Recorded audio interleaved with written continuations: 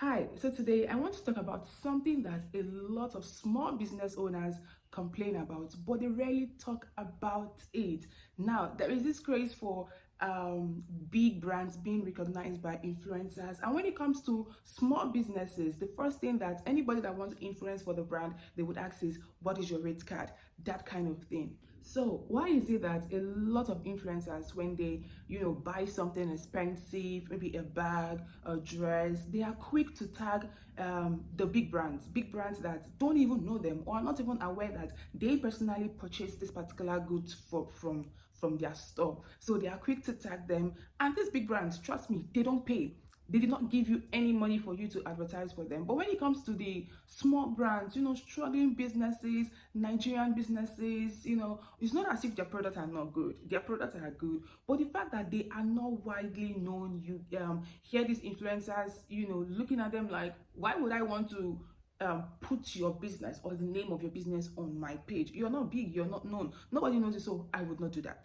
Now, this question has been in the minds of a whole lot of small business owners that they ask, is it favoritism, is it pride, or is it just a natural thing for small business owners to be ignored? Well, on this video, we're going to be unpacking a whole lot. The psychology behind it, the strategy behind it, why they behave the way that they behave. Well, this is Woma Hero TV. Thanks for joining my channel today. If this is your first time for joining my channel, please click on the subscribe button. Do not forget to share. Do not forget to like. Do not forget to comment. We're going to be learning a whole lot. And for those that have been tuning in, you've been joining my channel for a very long time. Thanks for always turning on your post notification to get notified on the latest from this channel. So let's dive in on what we want to talk about today.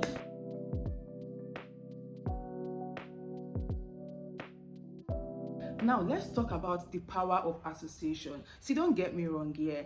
The reason why a lot of influencers tag big brands for free on their page, saying, oh, they bought the Gucci from this, they bought the Chanel from this, they bought this from this, they're not tagging them for their audience. It's not for the audience to even care about why they are tagging. They're actually doing that for the big brands themselves, to notice them, to notice their page, to see them as a loyal customer or a loyal client, that, oh, this person is always buying stuff from us, and she has a good followers, people are always liking her page, so she's literally like doing a whole lot of influencing for our brand, that kind of thing. So that notice, that power of association is one of the reasons why a lot of influencers that have good audience, a lot of audience, would be tagging big people, because they don't believe that if they tag a small account or a small brand, the engagement will be there. So they are doing it for their own business. To them, it is a business. It is not, small brand cannot uplift them the way they expect the big brand to do so. So now let's also look at perceived brand risks. Everybody wants to be careful. Like the first one I mentioned, they are tagging these big brands because of recognition, because they know that if they tag this big brand, they are not at risk of somebody saying, oh, this brand that you are tagging, they are known for scam, they are known for this, they are known for that, and at the end of the day, they stand the chance of getting a repost on that content that they have tagged that brand for. Now, what do I mean by perceived brand risks? A brand that is not known, that is not popularly known, a lot of people are scared to want to do public influencing for them, or wanting to talk about the brand. What if these people are not loyal? What if they've had histories of somebody dragging them online for not delivering a particular product on time, or for not delivering a particular product as the way that they are supposed to deliver it? On social media we always see this thing, what I ordered versus what I got. So nobody wants to be associated with a brand that delivers something opposite of what they are supposed to deliver. So I'm very sure now you're not getting the gist, right? So for big brands, they've already established trust, they've already established the fact that, okay, the world knows them. But for small brands, that trust, they don't really know. People want to associate with brands that even if you do anyhow, they can still even come and drag you. They can say, come and, oh, this big brand, and these big brands, they care about their reputation, unlike a small brand. Now, let's also discuss business versus casual mentions.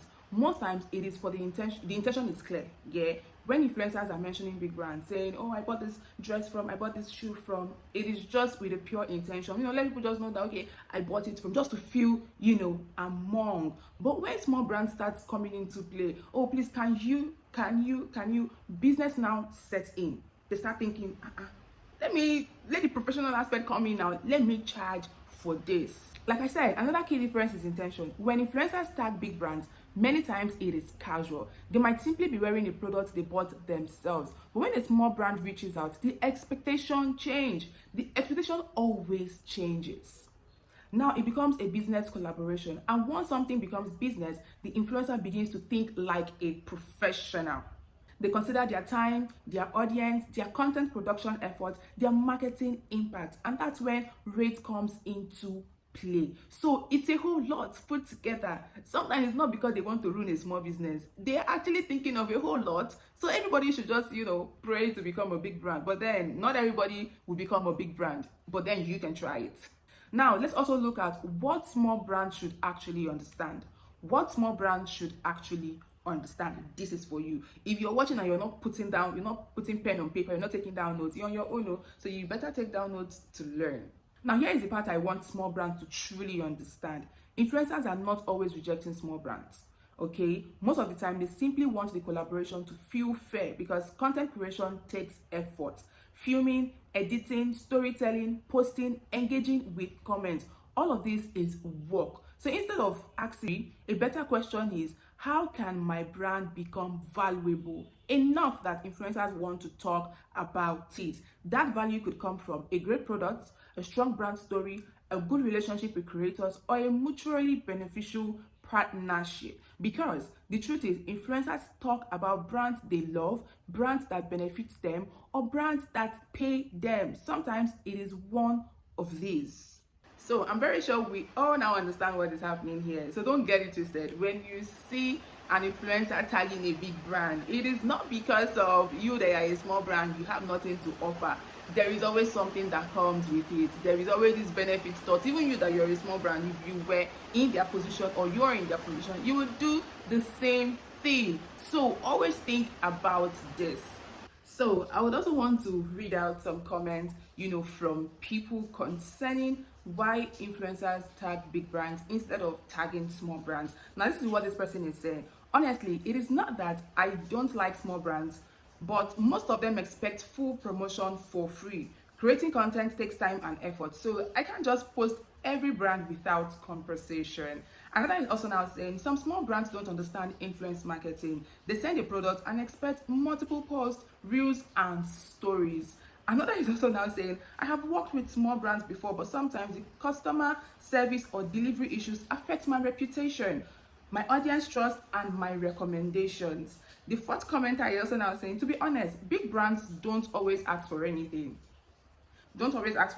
I just tag what I genuinely use. Small brands usually come with full marketing. Obviously, they're coming with full marketing because they want to get to the stage of that big brand. They want your audience to get to know them, and they want money. It is business. Okay, so I love supporting small businesses, but collaboration has to be structured.